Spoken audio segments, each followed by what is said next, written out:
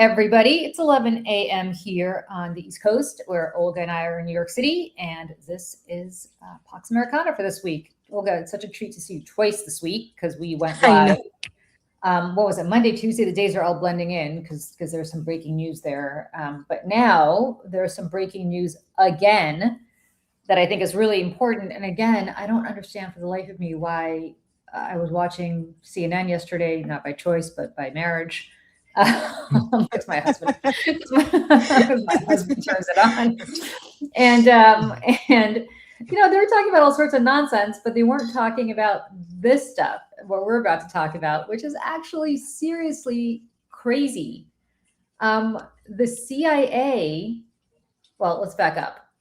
It appears as though the Russians are giving targeting information to the Iranians and modifying their Shahed drones with Russian technology so that they could better hit our CIA stations in Saudi Arabia and other parts of the Gulf. And to me, this is fascinating on a number of levels. First of all, of course, the Russians are full on entering this war on behalf of the Iranians, which they already have many months ago, but this is escalating it. But what's fascinating to me is that people in the administration felt compelled to go public with this information. What do you make of that? I agree with you 200%. I mean, the fact that, you know, Russia has been providing targeting information to Iran, this is well known. Obviously, people around Trump decided to make this known in March as Trump was cozying up to Putin again. They wanted to make sure that Americans know that, you know, Russia is assisting Iran and could have very well been responsible for the murders that we saw at the beginning, on top of possibly right now the 4 U.S. soldiers, well, 3 U.S. soldiers in Jordan. But the fact that I agree with you that they decided to go public. These are secret CIA stations. This isn't, you know, well known. And presumably because they're secret, the CIA knows that only a handful of countries would know, and it probably would just be Russia and China. Right. And it's interesting that they want, you know, people to know that Russia is continuing to assist Iran and to target you know, the U.S. and all U.S. assets across the Middle East. So it's just, to me, I read this and here was my initial thought. My initial thought was Kash Patel, as you and I talked about at length earlier this week, is going over to Moscow. Trump just did a press conference from the Oval Office, an Oval Office address, which is no small thing, where he blamed everybody but Russia for interfering in the 2020 election. Despite the fact that the documents that he then released, the underlying documents show that, of course, it was Russia all along, as you and I could have told anybody in our sleep. So here you have this administration bending over backwards to exonerate Russia from everything, whether it's the FBI director, and I seriously mean this, gracing the Russian Federation with his presence. It's kind of a big deal. Yeah, we actually need to go back to that for anyone who missed our Tuesday breaking news. We'll cover that too for a few minutes. Well, I mean, the only thing to really say is that Kash Patel is going over to Moscow, which is just insane considering everything that's going on. I mean, the FBI director with a drinking problem and other personal issues that are just rife for compromise is going over to Moscow, into the belly of the beast. It's like, I keep joking. I live like a nun. I mean, this is my one cup of coffee a day, and I would not be going over to Moscow for fear that they would set me up with compromise that doesn't exist. This guy actually is like a compromise walking, disease. magnet. He's going over there. So anyway, so that's that. And then, of course, Trump does his usual. It's everybody's fault. It's Xi Jinping's fault. It's the Iranians' fault. It's everybody's fault. Mentions Russia just completely in passing. It turns out, of course, the Chinese never really meddled, thought about it, decided not to.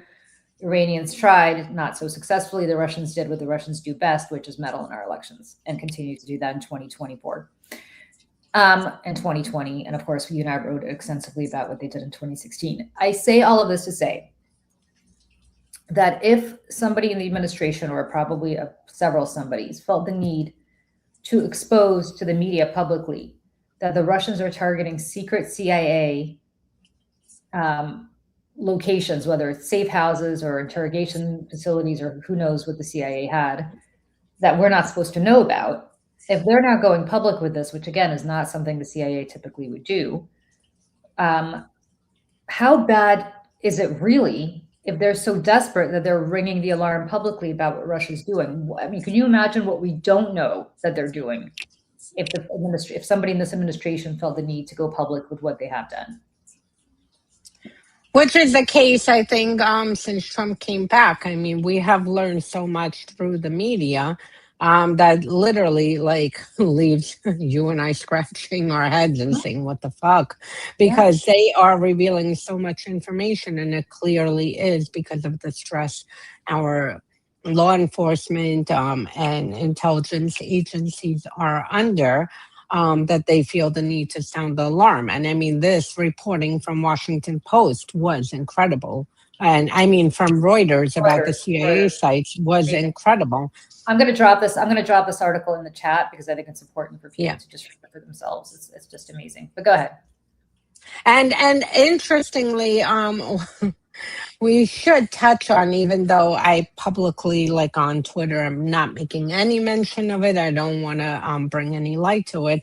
But it is interesting that you see a lot of the MAGA pro-Israel accounts suddenly supporting Ukraine, including Laura Loomer. And this started, interestingly, around the time that our intelligence, again, felt the need to release information that Russia was providing targeting info both on U.S. and on Israel in March to Iran.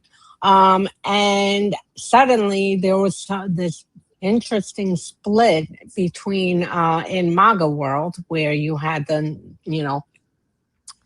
it was a combination anti-Israeli to anti-Semite to complete conspiracy nut jobs, to then the MAGA world of pro-Israelis. And again, you had a whole faction.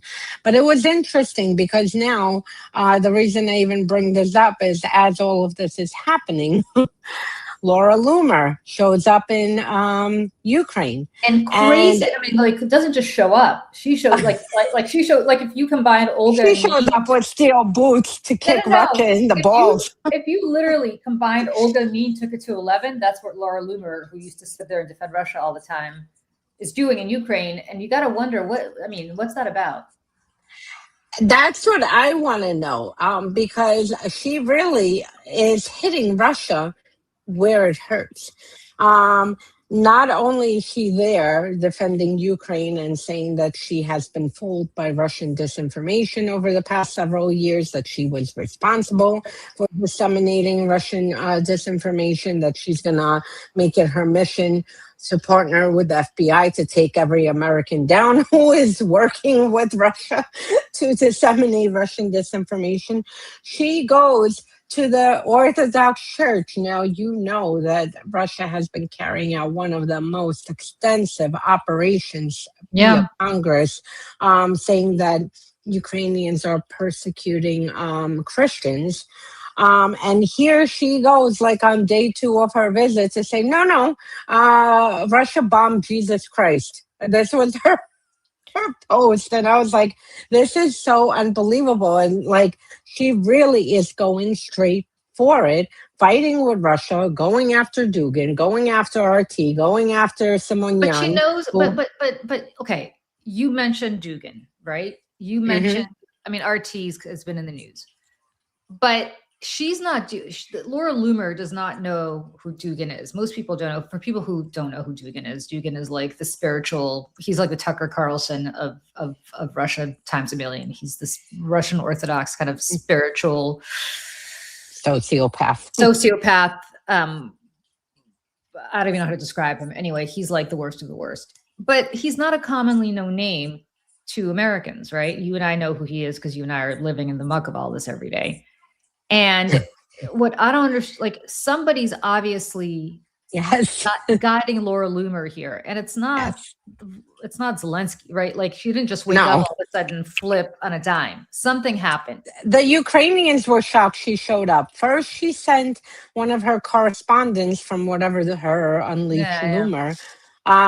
First, she sent one of her correspondents a few months ago. No, yeah, in June, when Candace Owens and the Tate brothers and everyone showed up in Russia. She sent her correspondent to Ukraine, and they were having a big back and forth. And she was attacking Candace Owens and the Tate brothers and anyone who went to the St. Petersburg Economic Forum. And now she herself made the trip. The Ukrainians are just as shocked as the rest of us. I mean, she arrived there. Clearly it wasn't planned because like no one was there to even, welcome her. And only did she start meeting with government officials and whatnot after she made it public she's there. And, like everything was being scrambled last minute. So I don't understand who is guiding her, but I can promise you this is not Ukrainians. And it is fascinating because she really is going for the jugular with Russia to go straight after Russia's long operation that they ran through Congress. They had a very multifaceted operation.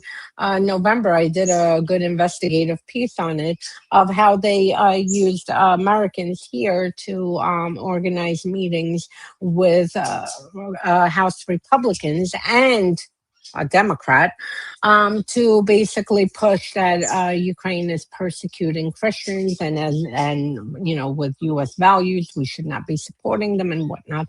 This is something Russia has been working on. I mean, honestly, since 2013, they've been doing this. But they started this last year, and this is why you have like Marjorie Taylor Greene and whatever her name is, Rep. Luna, and others who like randomly are like, oh, Ukraine is persecuting Christians. Which is a lie.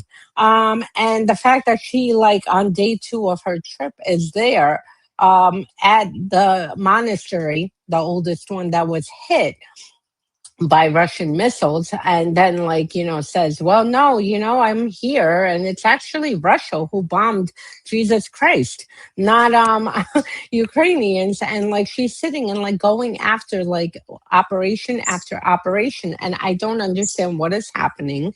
I'm not one to promote her online and say, oh, look, she's seen the light, because I don't think she deserves the oxygen online, but something is happening. Something is happening. And I have to say, again, if this were just her trying, look, she's been in this fight with Candace Owens, they're obviously fighting for supremacy over who's going to be the next big it after Trump departs this mortal coil, which hopefully will be in due course. So, okay, to do that, she has to, and look, they've been very anti-Semitic. She's Jewish. She's been making a big deal out of the fact that they're anti-Semites. She's right about that. However, what I don't understand is who is instructing her and how, as you said, she's not just hitting Russia. She's not just saying she's doing that too. Look, this is awful. And look what they're doing in genocide and so on. She's doing that, but she's going specifically after people who you would not know unless you were, you and me and other people in this field. And the question is, who's advising her and why?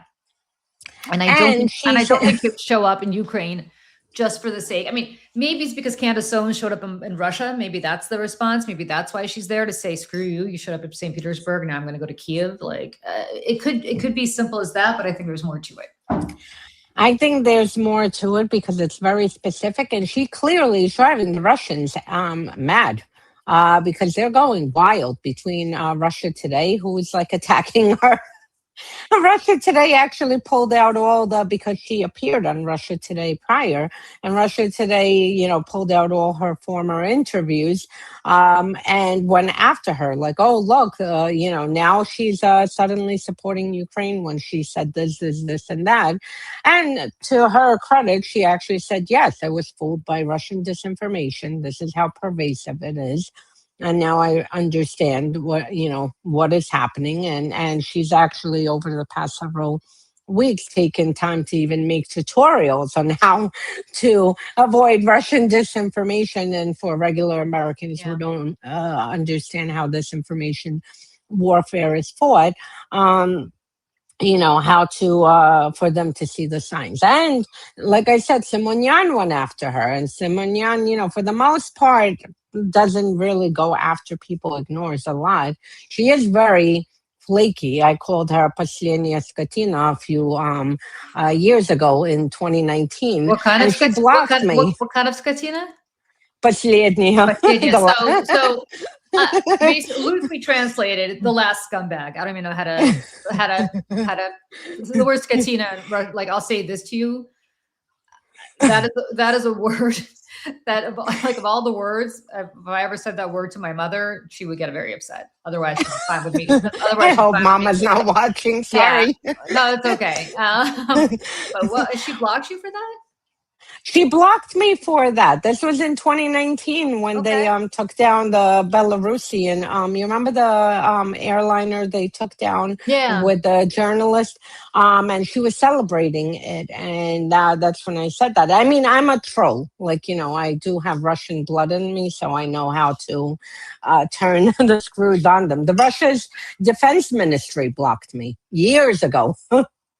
Oh, please. The Russian foreign ministry came after me. No, defense. Oh, defense. Yes. The Russian foreign ministry called Fox and complained about me and said that I was a Russophobe. And I was a Russophobe. I'm like, how can that be? I'm Russian.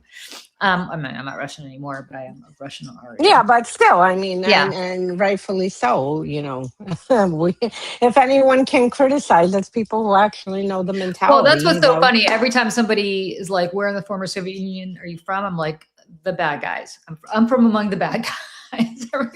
You are Ukrainian. You are from the good guys. I am among. I say, and it's it is what it is. But when someone says, I'm like, I'm half devil and half Ukrainian. Oh, I'm all. Do you know what my last name means? Well, for people who don't know, this is how anti-Semitic the Russians are. My last name is Roginsky. Rog in Russian, and this does not mean horny in the sense of sexually horny. Rog means horn. Like Jews had horns. That is how you could identify Jews. They would give last names to people like me that would say, people, Roginsky, people who have horns. Not horny in that sense, just people who have horns. I had this conversation. This is I'm not name dropping here, but I had lunch once with Michael Chertoff, who's a very, very smart guy. Just, and he and I were talking about this. His last name Chertoff means devil in Russian, of the devil, because that's what Jews were considered to be. So if you think about Russian last names for Jews, they were always somebody with horns like me, somebody who's the devil like Michael Chertoff. I could come up with 20 other examples. So yes, for people who are like, we need to learn one Russian word a week. Skatina. Skatina is your word of the week. It means it technically means skot is like farm animal. That's the technical word for it, but that's not really what it means. It means like scumbag, horrible. Where did my horns go? They're we're good with Jews. We when we go to our secret Jewish meetings. That's when they come out. When they come out. Otherwise, they retract into our head, right? Oh my God, someone asked, what does Trump mean in Russian? No joke. When you spell his name in Russian, in Cyrillic, it comes out tramp. Tramp. Yeah, because they don't have a, so it comes out as tramp. That's how it's Trump. Trump. Yeah. There you go, tramp. And he is a tramp. He is a tramp. God knows. All right, Olga. How about the fact that we are so much closer to nuclear war because Donald Trump decided to reward his paymasters? I mean, let's go back for a second. Jared Kushner got $2 billion from Mohammed bin Salman. The Trump family is monetizing development in Saudi Arabia to the tune of $10 billion with a B dollars. All of a sudden, Saudi Arabia is being given nuclear technology without any, now he tweeted out, if they don't have peace with Israel, it's not going to happen, which of course is bullshit because that's not part of the agreement that was signed yesterday by Chris Wright, our energy secretary. So whatever he wants to tweet out now is not relevant to the agreement that was signed. But I do want to say the agreement that was signed basically allows the United States and Saudi Arabia to have a consultation for a couple of years before nuclear technology is turned over to them. And consultation means that somebody's going to put more money in Trump's crypto fund, or the Trump kids are going to have yet another development, or Jared's going to get a little bit more money into his fund. By a little bit more, I mean billions more. And all of a sudden, we have a nuclear arms race, because you know full well that if Saudi Arabia, which, by the way, lest we forget, for those of us old enough to remember, was loosely associated with 9/11. Like, if you read the 9/11 Commission, the wife of the ambassador to the United States, who was all over the place and was like the ambassador back in those days, and then quickly hightailed it out of here after 9/11, was giving money to people who were associated with the hijackers. Like, you had an intelligence officer from Saudi Arabia who the 9/11 Commission underscored helped plot the 9/11 attacks. Saudi Arabia is basically a failed state. It is governed by an absolute monarchy that clamps down on any dissent and gives their Wahhabi religious right what they want to keep them calm. And eventually that's not a sustainable model. And you might have a situation where they have a revolution like the Iranians did, because God knows their people aren't thrilled with what's going on over there. And then that nuclear technology is going to fall into the hands of whom? So if you are Iran, you nuclearize immediately. If you are the UAE, if you're Qatar, none of these people have great relationships with Saudi Arabia, you think about nuclearizing immediately. If you're Turkey, which is, by the way, about to have a Russian reactor go. Do you know this? That the Russia is building a nuclear reactor in Turkey? That's about to go online, the first reactor in September, I think. They're going to consider using that technology now to build a nuclear weapon.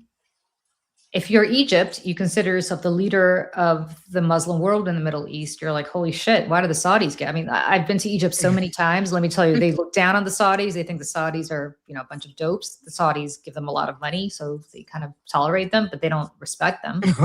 They're going to want to go nuclear because they're Egypt, right? From their perspective, holy shit, we're Egypt. What are you talking about? Of course, we're going to go nuclear. And they have the Saudis right across the Red Sea. They're on their border. And, of course, Israel's already nuclearized. Israel already has a nuclear weapon. It has had one since the 60s. So you're about to have, because Donald Trump gets a shitload of money into his personal account and his family's account, an arms race that is going to make this world so much more dangerous. And I keep thinking about all the treaties in the 1970s and the ICBM, the first START treaty, the second START treaty, which never got ratified. This is actually what I studied in graduate school. This is like, if you want to know like useless information about this stuff, come to me. But like, I think about how they tried, right? They tried to have these nuclear, arms agreements, and Gore, like they tried in the 70s, they tried in the 80s. And now you have the American president saying, it's okay. Go do this. And in a couple of years, we'll reevaluate. And of course, it's going to be a joint Saudi-American reevaluation. It's going to take 2 years. Ironically, Trump will still be in office in 2 years. You know full well they're going to sign off on this because the Saudis are going to make it worth Trump's while to sign off on it financially. I mean, this is where this corruption leads. It leads to nuclear war. Like, and again, I was watching CNN yesterday, and this was like in this D block or the C block. Like they talked about everything before they talked about this. And I'm like, are you kidding? Like, are you kidding me? Why is nobody banging the drum on this? I wish I had a drum to, I need to get a little mini drum to bang on. But, like, what is like Energizer Bunny? Like, yeah, like a little Energizer Bunny drum. Like, every time I'm outraged, just get a little mini drum. I'm going to do that. What the hell? Seriously, what the hell? But this is the problem with our media, because there is so much happening, between the Middle East, between Europe, between Russia, Ukraine. I mean, everything that is happening, and Trump knows how to manipulate the media, and he'll put out some tweet or some post or some nonsense, that's very scandalous and whatnot. to have them distracted. And then you'll have the top of the hour, every hour, top of the hour, talking about his tweet or post instead of the issues that really matter. And now a nuclearized Saudi Arabia. I mean, this is something that affects everyone. The Middle East is the most volatile region way before I was born and you were born. This is something, we've had flare-ups constantly for decades. And it's like every decade, maybe you have a few calm years and then again, another flare-up. We saw what the Saudis did. I mean, during the Arab Spring, I mean, the crackdown was vicious. As were many of the countries in the Middle East as Arab Spring spread from Tunisia to, through Egypt and on and on. So you saw what they did. And then obviously we all know what they did with Khashoggi, cutting him up in pieces for speaking out against them.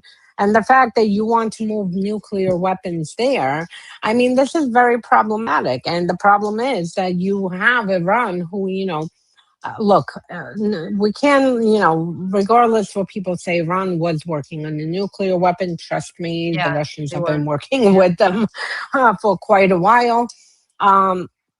And I'll say that, Iran didn't provide Russia with ballistic missiles and Shahed drones and IRGC commanders that they sent both to Crimea and to Russia, for no reason. Just like Russia has been helping for quite a while, one of the countries helping with North Korea's nuclear program. But the problem is this is something we don't need to be part of. And, not only normalizing it, but increasing it. We don't need a nuclear Middle East. We don't. We simply don't, because these regimes, are there one day, next minute they could be overthrown, and then this nuclear material will get into the wrong hands. And by the way, this is exactly why you have, people in DC and Europe who have this old school thinking and are worried of, God forbid, Russia collapses, because they are scared that this nuclear material in Russia will end up in the Middle East. And then you have Trump, who's like, oh yeah, never mind this. Here, I'll just give it to you. Just give me, 20 more billion. I want to just pause for a second. I know this is not the topic of the show, but I do see in the chat that there are people who are saying that we're merging our military with Israel's. And I want to be, I can't let this, we're here to provide information for you. So can I just very quickly tell you what this legislation does, what this legislation does not do? So it's called Section 9, 2019. It's a Defense Appropriation Bill. And all it does, it would create a coordinator in the Pentagon to expand and accelerate research, testing, and development of new technology with Israel, right? So they would work more closely on drone threats, anti-tunneling and underground threats, air defense, AI, advanced sensors, electronic warfare capabilities.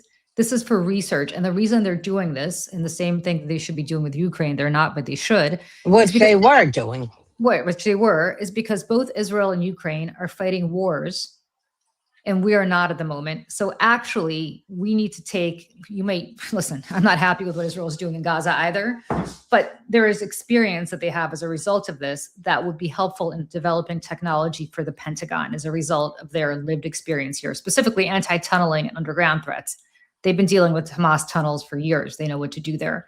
They're also, whether you like it or not, a huge hub of tech. I mean, it is Silicon Valley in Israel. It's the same kind of thing. So they know how to deal with tech, and their know-how would be good for us. What it does not do is doesn't create a new joint military force. It makes no reference to putting U.S. troops under Israeli commanders. And the same is true for Israeli soldiers. There's no mention of placing them under U.S. command. So there is nothing that would force the United States to fight a war on Israel's behalf or vice versa. So I just want to be very clear that that's what this is about. It is purely for research and development purposes. We should be doing this with every country that has fought wars, because we haven't fought one mercifully in several years. And so now we are. Now we are. So things, right, we are, exactly. I'm sorry, we actually are now. But things have expanded, right? Drone warfare has expanded. The Ukrainians know about that. The Israelis know about that. This is information that would be helpful to us. So I don't want anybody to think that somehow we're merging our military with Israeli military. That is obviously absurd. And I don't know where that came from, but I suspect I know. Just, we're here to provide information and not disinformation. So just had to get that out there. Okay. And just in that sense, I mean, we all see publicly what Trump does with Ukraine and whatnot, but, you know, a lot of the agencies are still functioning. Barely, but they're still functioning. And the same thing, the Pentagon last year under Trump's executive order created like this drone, I guess, like research procurement thing. And they just handed out a contract to Ukraine for like a few of their companies in order to get drones, because the U.S. understands, you know, how everything is right now.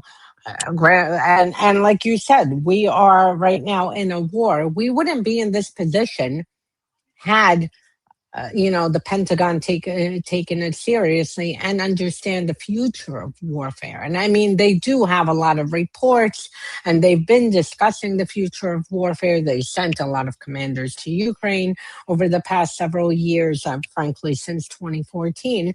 But there was no sense of urgency. Mm-hmm. And now this is why Iran is able to do what they're doing, to kill our service members, to he called target successfully our assets, military assets, bases, everything across the Middle East, because of the fact that we had no urgency. We knew about it. We did 10 million reports on it.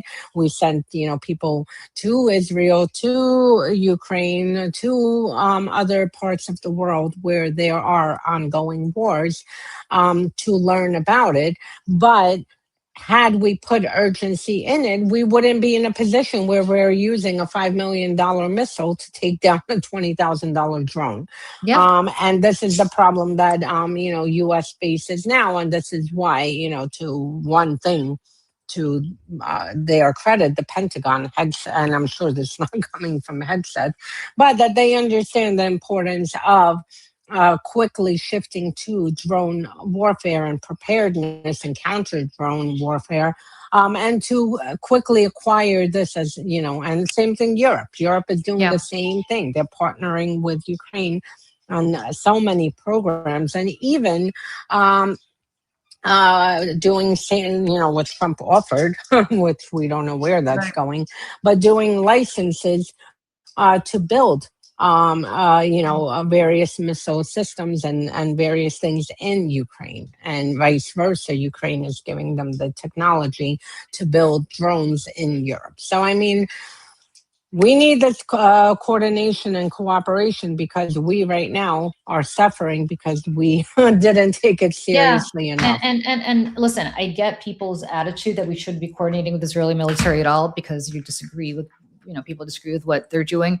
That is a very different conversation. That's not the conversation I want to have right now. I just want to be very clear that we're not integrating our military. Nobody's taking over our military. They're not, they're not going to command our troops, and we're not commanding their troops, and vice versa. This is purely R&D effort in order to learn from them about how to better defend yourself against the very threats that I just outlined, which they have experience with. Again, they know how to deal with people maybe not well, but they know how to deal with people in tunnels. They know how to deal with drones. The Ukrainians know how to deal with drones. So that's it. That's the only thing I'm saying. This is not a debate about whether we should be coordinating with them at all. It's just to say what this coordination entails. And I can't believe I'm sitting here defending Pete Hegseth, because I'm not. I just want to be very clear about the disinformation that's going out there, because I've seen over and over and over again people saying, oh no, we're merging our militaries with the IDF. We are not merging our militaries with the IDF. Like, we're just not. Come on. Like, be realistic. And honestly, reality check, there is a lot of distrust, and it's always been like this between Israeli and U.S. forces. They work together. I mean, they need to have a partnership. But I mean, of course, since the 70s, the U.S. is always keeping an eye on what Israel is doing, and vice versa. So I mean, I don't think they would. Yeah, exactly. I don't think anyone would put together our militaries even just for that. And I don't think anyone just will put our military with anyone. It's one thing to partner to learn something or do research jointly on something, but not to merge militaries. Yeah. But thank you. I mean, yeah, I just want to be very clear about that. Again, not looking to get into a discussion about whether we should be cooperating with the IDF, simply saying that this is the extent of the cooperation. Okay. Olga, there's also stuff that's been happening in Ukraine, which I think is important to talk about. So Zelensky is firing people, hiring people. What's going on? So Zelensky fired Fyodorov, which was the defense minister, who was very, very, very popular. I mean, he walked in 6 months ago. He did an incredible job of streamlining, and we've seen the successes on the battlefield. I mean, it's been over the past 6 months. One, that, it's partly his hand, another is partly that Ukraine finally, exhausted all its options with the United States and realized that this is going nowhere with Trump and said, you know what, we need to remove the handcuffs off of us and now start going after Russia, because Biden had handcuffs on Ukraine, and Sullivan and others. Blinken did not want Ukraine targeting Russia for the fear of escalation under their absurd escalation management theory. And that's it. So he fired him. Was political drama domestically. And it was, basically that the armed forces commander, Syrskyi, and Fyodorov were having fights, and whatever it was internal drama. Yeah. What I want people to take out of this is, one, Ukraine is under a daily and nightly drone and missile attack. Every single day, if you look, Kiev is being hit with ballistic missiles. I mean, these are, serious ballistic missiles that are taking down apartment buildings, leaving people trapped in rubble and whatnot. People were so angry. And this is what the biggest fear, and this is what people really, really need to understand, that Russia's biggest fear is not, NATO or anything like this. Russia's biggest fear is democracy. Russia's biggest fear is having a civil society that stands up to push back when something in the government is not working. This is what Russia freaked out about during Maidan in 2013 and 14, when, upwards of 1 million people came out against Yanukovych. This is what they freaked out in 2003 when they helped rig the election, and the people came out and the Supreme Court stepped in, had to void the results of the election, and then have, the Orange Revolution. And here you have Ukrainians under a missile and drone attack. I mean, if anyone has any excuse not to protest, this is Ukrainians, because they step outside. You never know when air raid sirens are going to go off, when you need to find shelter. Right now, Russia's specifically targeting metro stations, which is the bomb shelters for Ukrainians. They still came out across every city. The minute Fyodorov was fired, it was under 1 hour that I saw protesters quickly spread the word. You're going to this town square, like everything is organized there. Within an hour, they had protests organized for the following morning at 9:01, because 9 o'clock, they always hold a moment of silence for everyone who sacrificed their life to defend Ukraine. 9:01 protests started. They have not left the street. In Kharkiv, I mean, this is it's a mind-blowing and funny and inspiring.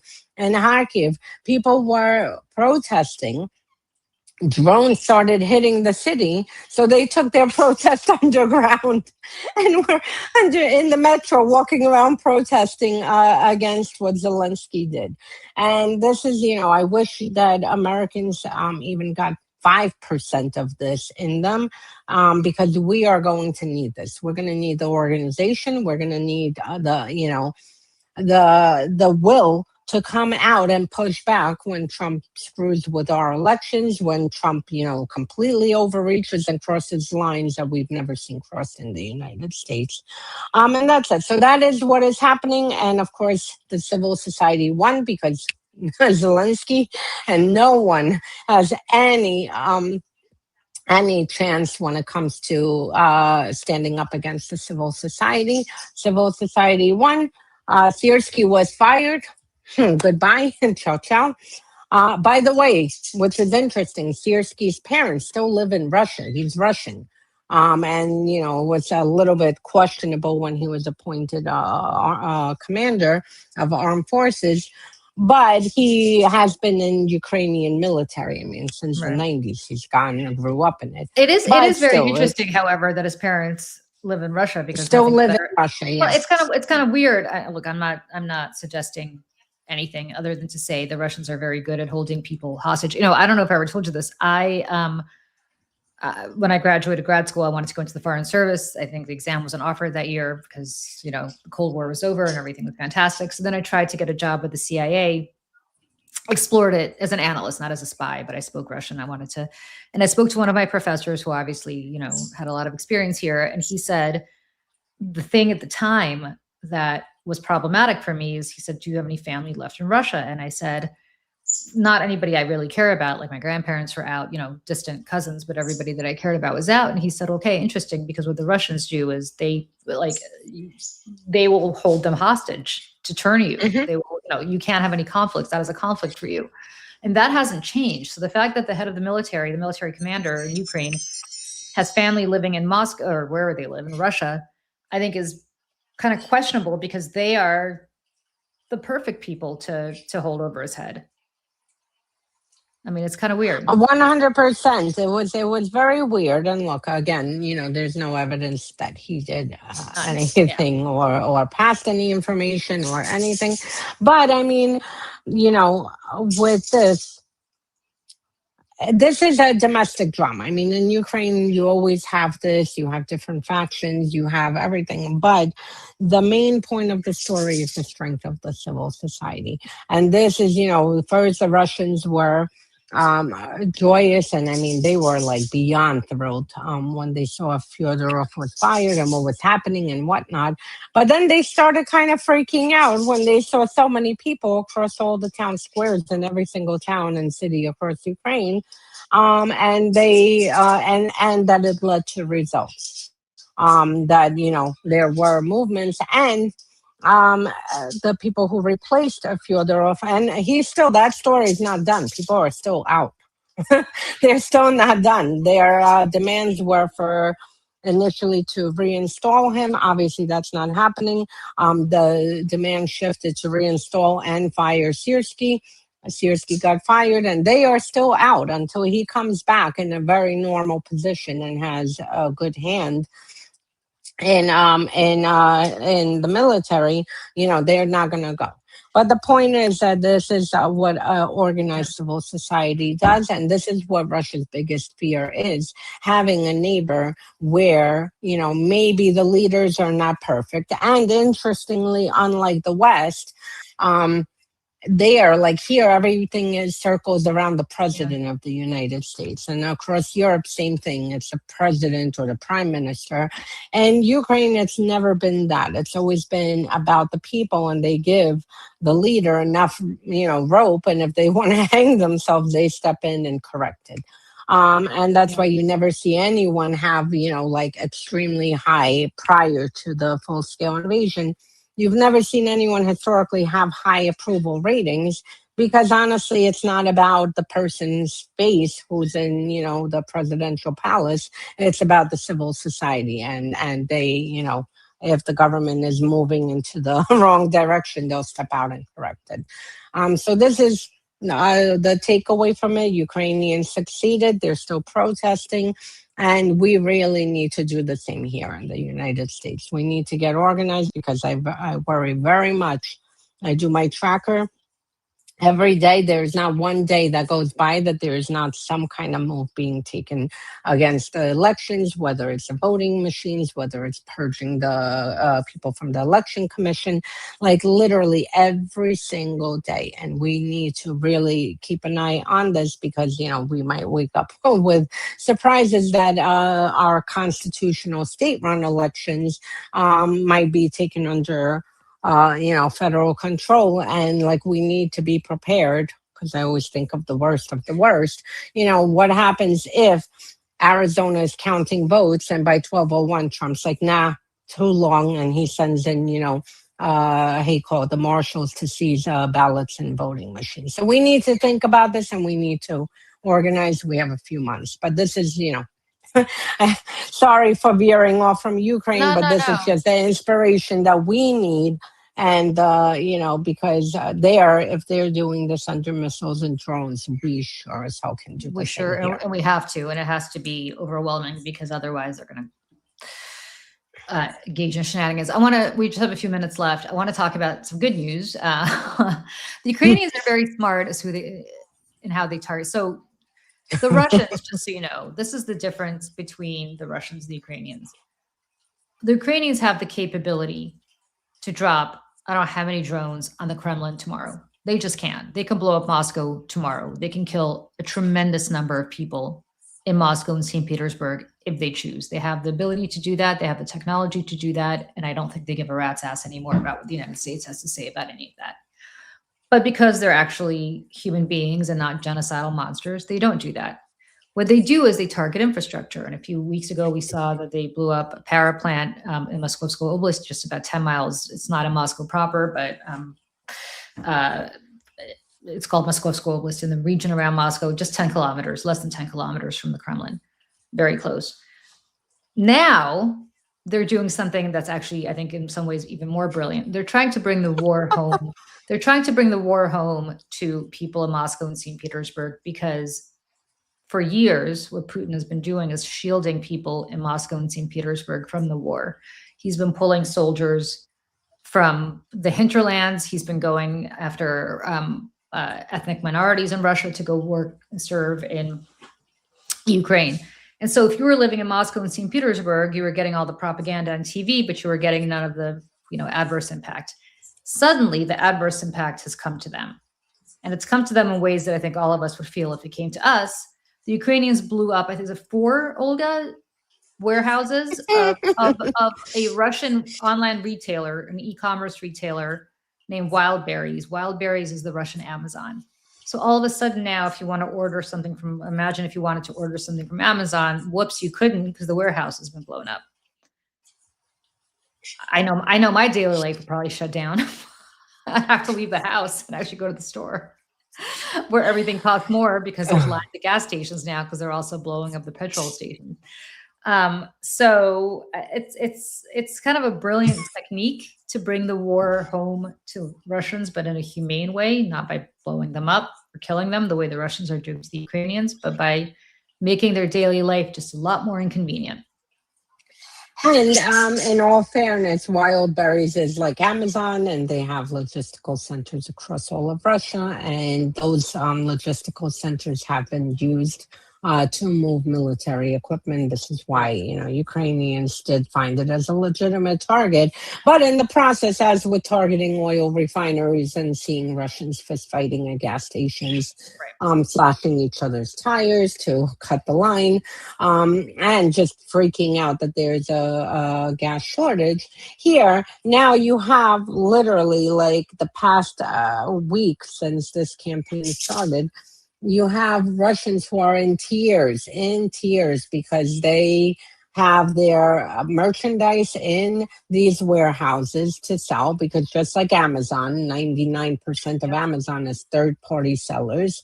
Amazon, has very few. They have their own Amazon brand, but for the most part, everyone, hands them whatever, 1,000 units, 10,000 units, whatever, and they have it in the warehouses. And these people are losing, because these warehouses are being blown up, these people are losing their merchandise. And, if they had a very thriving business yesterday, today they wake up with, realization that that business no longer exists and that their merchandise has been ruined.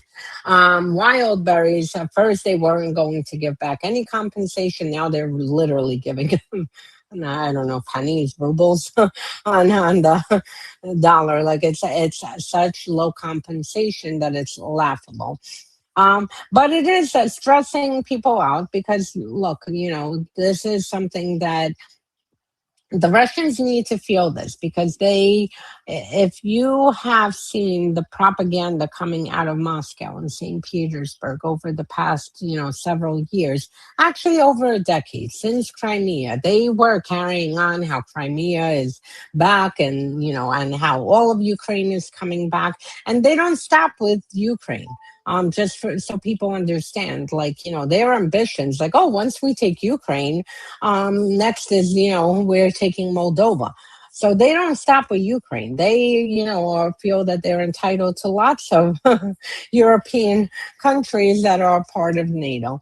And the fact that now this is hitting them and disrupting their lives and, disrupting their jobs, because once you hit, we have our own now issue dealing with high gas prices, and we see how that's affecting our prices with food and everything. And wait, now with two straits closed, if the Houthis continue firing on ships in the Red Sea, and then you have the Strait of Hormuz, this can easily shoot up, a barrel of oil to $200.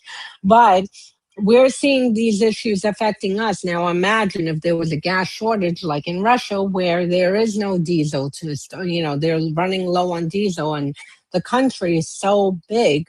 You have to get food and, basics and necessities across the whole country. And this is where this comes in, and people are now realizing, wait a minute, half of the people are blaming Ukraine, and they're, in shock. I don't understand. Why are they doing this to us? I'm like, look on Telegram. You'll see exactly why they're doing this and what Russia has been doing inside Ukraine for over a decade. But the other half is very stressed out. And the more you have a stressed out population, mind you, this is a very key time because elections are coming up. Well, so-called elections are coming up in September. This is still going to, they're going to have to do a lot of rigging to put these people back because of what is happening, just in general. So, you and I have done the show for years now, and right, it's been a while. And the one, I think, consistent theme that we've talked about over and over is that the Russian people will take a lot of pain. They are, we Americans are an optimistic group of people. The Russians understand that people are born to suffer and find joy where they can.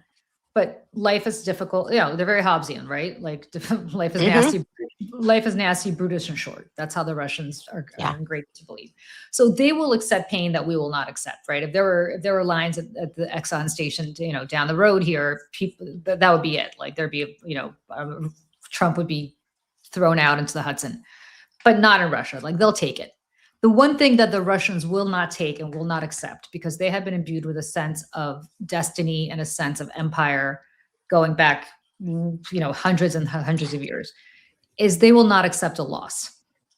And I go back to the last 150 years, the Russians were told they're going to win the Crimean War.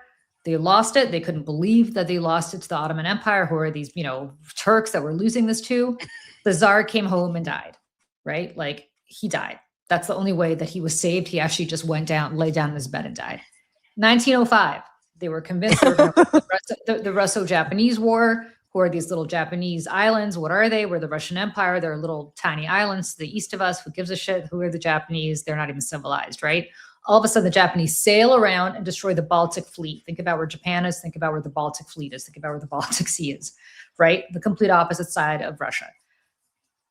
The Russians lose the Russo-Japanese War. Oh my God, what the hell happened? That leads to the first Russian Revolution in 1905, right?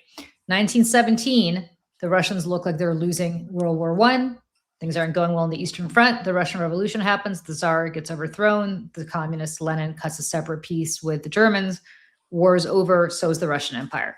They go into Afghanistan. Who are these people in caves? They're nobody. They're not civilized. They're a bunch of people with towel heads. I mean, I think about the worst possible stereotype of you could think of, and that's what the Russians are fed day in, day out. I remember this because I was living there at the time. 1979, they go in.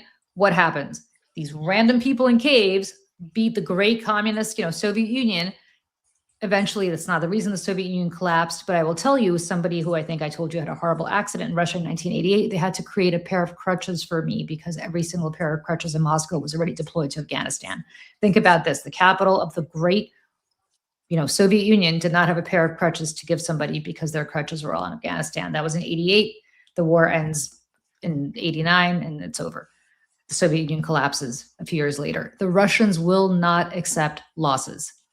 And if this continues to go on and they're not seeing gains and they're seeing pain and they're seeing a president and an infrastructure that promised them that they'd be in Kyiv in 4 days and that basically Ukraine would be welcomed back into the Slavic, Ukraine was never its own country. It was always part of Russia. They're nobodies. They're fascists. We're going to bring our Slavic brethren back into, the great Russian fold, along with Belarus eventually. Not happening. They are not. This is what Putin thinks about and is terrified of. He needs to win this war. He must win it because if he doesn't win it, it's going to be all over. Because that's what history has shown. And so before we go, I just want to leave on that positive note. The more I want to go ahead. No, and I want to leave before we go. I want to leave on a positive note that August is a month in Russia where people are very superstitious because it's cursed. And August is coming in 2 weeks, so we'll see what August brings for the Russians. The Russians have a weird superstition because all the main events happened during August. So. I never knew that. We'll get into it. We'll do an August is Cursed August show. Okay. All right, everybody. Well, I don't think August is cursed. I love August. I only get sad. I know. I get sad because the fall is coming, and I wish summer would last forever. As you can see, I'm wearing my little wife. I'm wearing my little T-shirt here because I hate cold. Okay. Olga, love doing this with you. You guys, thank you so much for joining us. And yes, I also did not know as a Russian that August was cursed. I cannot wait to hear why next week. Okay, bye everybody. See you later. Bye. Bye.